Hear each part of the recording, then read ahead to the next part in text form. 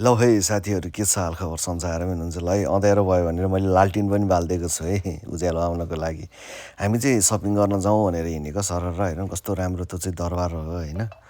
रातिको बेलामा यति राम्रो देखिन्छ यो माथि चाहिँ होइन। सरर यो चाहिँ कुवा हो।